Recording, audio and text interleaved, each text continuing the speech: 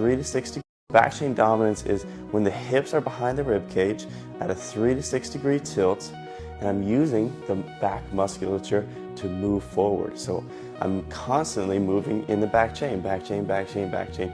And sometimes in the back chain I go like this, sometimes I go like this.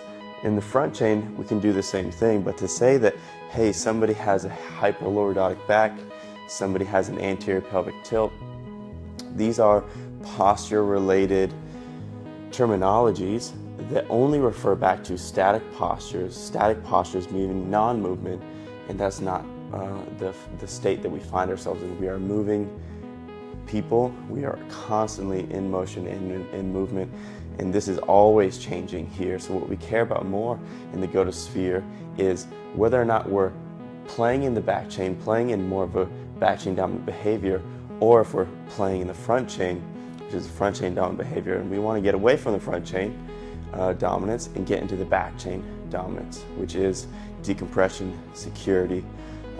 It's also the best way to move forward. So try to not get caught up in the swirl of language of hyperlordosis, anterior pelvic tilting, and those things, but we break it down to something much simpler for you to grasp, which is very important for us to be able to grasp that, hey, when I'm moving forward, I'm using these and I'm not using this. And what does this feel like when I do move myself forward?